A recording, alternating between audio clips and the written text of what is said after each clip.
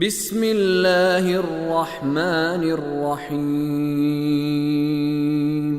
فَإِذَا بَرِقَ الْبَصَرُ وَخَسَفَ الْقَمَرُ وَجُمِعَ الشَّمْسُ وَالْقَمَرُ يَقُولُ الْإِنسَانُ يَوْمَئِذٍ أَيْنَ الْمَفَرُ۔ پس جب آنکھیں پتھرا جائیں گی اور چاند بے نور ہو جائے گا اور سورج اور چاند ملا دیے جائیں گے تو انسان اس دن کہے گا بھاگ کر کہاں جاؤں۔ آیت نمبر 7 کے الفاظ کے معنی بیان کر دیے تھے۔ آیت نمبر 8 کی طرف توجہ فرمائیں۔ وَخَسَفَ الْقَمَرُ، اور چاند بے نور ہو جائے گا۔ واو یعنی اور، خسف خا سین اور فا اس کے بنیادی حروف ہیں۔ چاند کو جب گرہن لگتا ہے تو اس کو عربی زبان میں خسوف کہا جاتا ہے، اور جب گرہن لگتا ہے تو چاند کی جو روشنی ہوتی ہے وہ ماند پڑ جاتی ہے۔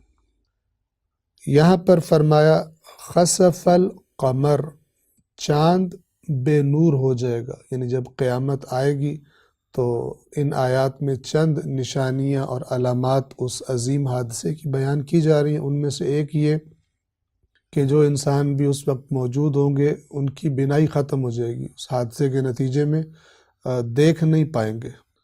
اور انسان تصور کر سکتا ہے کہ اگر اچانک بیٹھے بیٹھے کسی کی آنکھیں چلی جائیں، کسی کی بینائی چلی جائے تو اس کی کیفیت کیا ہوتی ہے۔ تو ایک عجیب صورتحال ہوگی کہ جب قیامت کے آنے پر انسانوں کی بینائی اچانک لے لی جائے گی، آنکھیں ان کی پتھرا جائیں گی، دیکھ نہیں پائیں گے۔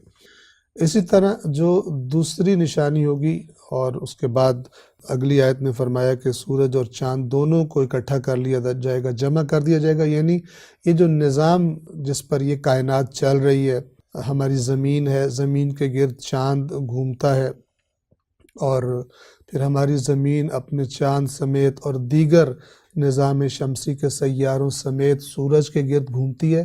یہ سارا کا سارا نظام گویا کہ لپیٹ لیا جائے گا، اس کو ختم کر دیا جائے گا، جمع کر دیا جائے گا۔ پس خسفہ یعنی بے نور ہو جائے گا، القمر، قاف میم اور را اس کے بنیادی حروف ہیں، اور قمر بنیادی طور پر چاند کو اس وقت کہا جاتا ہے جب وہ بڑھنا شروع ہوتا ہے، اور یہ عام طور پر تیسری جو چاند کی رات ہوتی ہے اس رات سے چاند بڑھنا شروع ہو جاتا ہے، بڑا ہونا شروع ہو جاتا ہے، اور اس وقت سے اس کو پھر قمر کہا جاتا ہے۔ اگرچہ عام طور پر بھی یعنی کسی بھی حالت میں چاند کو قمر کہا جا سکتا ہے، لیکن ہم نے اس کا اصل معنی آپ کی خدمت میں عرض کر دیا۔ وَخَسَفَ الْقَمَرُ، اور چاند بے نور ہو جائے گا۔ آیت نمبر 9 کے الفاظ کے معنی کی طرف توجہ فرمائیں۔ واو اور جمع، جمع کر لیا جائے گا، ملا دیا جائے گا، لپیٹ دیا جائے گا، اکٹھا کر دیا جائے گا۔ جمع جیم میم اور عین اس کے بنیادی حروف ہیں، اور جمع کرنا، جمع کرنا اس کا معنی ہے جو ہم اردو زبان میں بھی استعمال کرتے ہیں۔ اور عام طور پر میں آپ کی خدمت میں مثال کے طور پر عرض کر دوں کہ فرض کریں کوئی کسی گھر میں رہ رہا ہو اور کرائے پہ رہ رہا ہو، مثال کے طور پر، یا عارضی طور پر رہ رہا ہو، اور اس گھر کا مالک ہے اور اس سے کہے کہ اپنا سامان جمع کرو اور یہاں سے نکلو۔ یہ جمع کرنا یعنی لپیٹ دیا جانا، اور وہاں سے یعنی وہ جو اس کا وہاں رہنے کا عمل تھا وہ ختم کر دیا جائے۔ تو یہ جو کائنات کا نظام ہے، قیامت میں یہ ساری کی ساری بساط اللہ تبارک و تعالی اس کو لپیٹ دے گا۔ وَجُمِعَ الشَّمْسُ، شمس یعنی سورج، واو اور القمر چاند، سورج اور چاند کو لپیٹ دیا جائے گا، جمع کر دیا جائے گا۔ آیت نمبر 10 کے الفاظ کے معنی کی طرف توجہ فرمائیں۔ پہلا لفظ ہے یقولو، قول سے ہے، قول یعنی جو ہم کہتے ہیں، ہماری بات کو ہمارا قول کہا جاتا ہے۔ قاف واو اور لام اس کے بنیادی حروف ہیں۔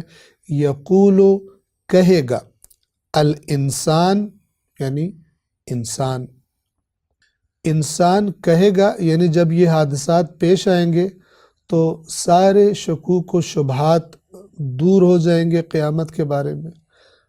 واضح ہو جائے گا اور یقینی ہو جائے گا، انسان کو پتہ چل جائے گا کہ وہ دن جس کا اللہ کے نبیوں نے وعدہ فرمایا تھا اور جس دن کو نافرمان جھٹلانے کی کوشش کیا کرتے تھے، وہ دن آ گیا، اور اس دن قدرت خدا سے بچ کر کوئی بھی نہیں نکل سکے گا، سب انسانوں کو اس بات کا اندازہ ہو جائے گا۔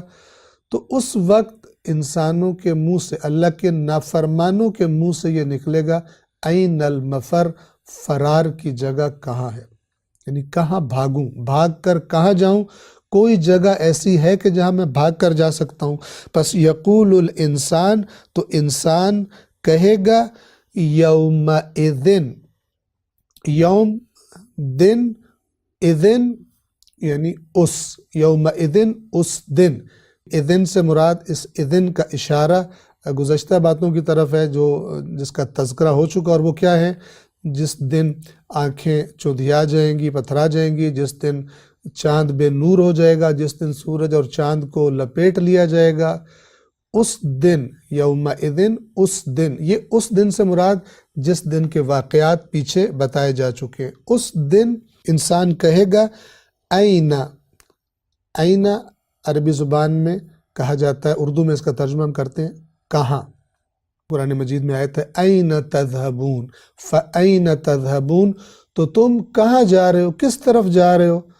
دنیا رہنے کی جگہ نہیں ہے، اللہ کی نافرمانیاں نہ کرو۔ کیوں خدا کی نافرمانیاں کر رہے ہو؟ کیوں اس قرآن سے نصیحت نہیں لیتے؟ کہاں جا رہے ہو، کس طرف تمہارا رخ ہے، منزل تمہاری کہاں ہے اور تم کس طرف جا رہے ہو؟ این، کہاں، المفر، فا، را اور را، اس کے بنیادی حروف ہیں فرار کرنا، ہم اردو میں بھی یہ لفظ استعمال کرتے ہیں، یعنی کسی چیز سے بھاگ جانا، میدان جنگ سے بھاگ جانا، کسی خوفناک چیز سے بچنے کے لیے، کسی خطرے سے بچنے کے لیے فرار کرنا یعنی بھاگنا۔ مفر کہتے ہیں فرار کی جگہ۔ این المفر، کہاں ہے فرار کی جگہ؟ یہ اصل میں مایوسی کے عالم میں نکلے گا، کیونکہ دنیا میں یہ لوگ بڑے تیز ہوا کرتے تھے، اور اگر کہیں پھنس جاتے تھے تو کوئی نہ کوئی نکلنے کا راستہ ڈھونڈ لیتے تھے، لیکن قیامت کے دن یہ مایوس ہو جائیں گے، فرار کی جگہ نہیں ہے، لیکن ان کے منہ سے یہ جملہ نکلے گا، این المفر، کہاں ہے فرار کی جگہ۔ یہ جو سوال ہے این المفر، اس پر انشاءاللہ آئندہ درس میں ہم مزید وضاحت کرنے کی کوشش کریں گے۔ السلام علیکم ورحمۃ اللہ وبرکاتہ۔